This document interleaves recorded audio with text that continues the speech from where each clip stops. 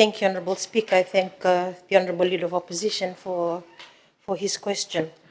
Honourable Speaker, to update this House on the buying and export activities of sea cucumber, commonly known as Holothurian bistoma, following the lifting of the seasonal ban on the 1st of February this year, the Ministry of Fisheries approved 11 companies during this season to undertake the purchasing and export of sea cucumber products in accordance to the powers conferred on me by Regulation 57 of the Offshore Fisheries Management Regulations of 2014 and the licensing requirements of the Ministry. Of these approved companies, Honourable Speaker, 2 are Itauke-owned companies, reflecting increasing indigenous participation and investment in the commercial fisheries sector. Honourable Speaker, since the reopening of the fishery, the Ministry has recorded active purchasing operations throughout Fiji's maritime and coastal communities.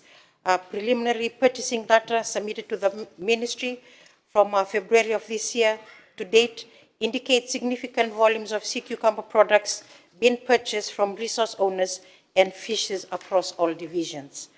Honourable Speaker, the purchasing activities have generated direct income opportunities for rural and maritime communities, particularly for fishers, women, and youths that are engaged in harvesting, processing, drying, and transportation of bistoma products.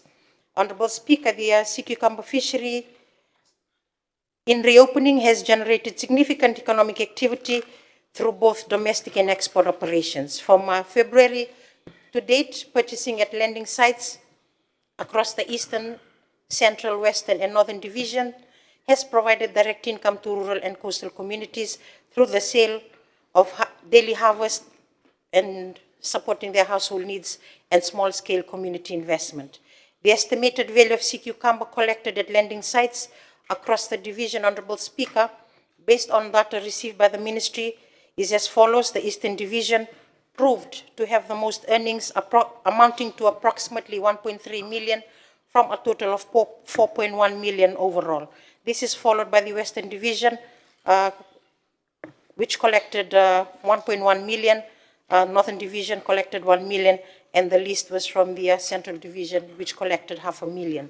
In parallel, Honourable Speaker, export activities recorded from March to May of 2026 showed that 7 out of the 11 approved sea cucumber exporters in Suva and Lautoka were issued export permits, resulting in a total export volume of 56.65 metric tons, with an estimated value of 2.7 million.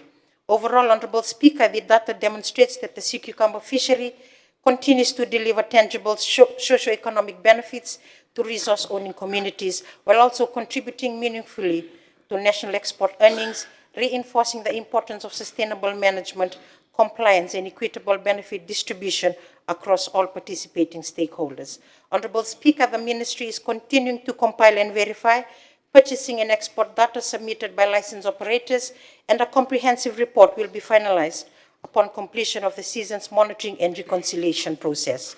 Honourable Speaker, the Ministry, through its Inshore Fisheries Management Division and enforcement agencies, continue to closely monitor harvesting, purchasing, and export activities to ensure compliance with licensing conditions, species regulations, size limits, and sustainable harvesting practices.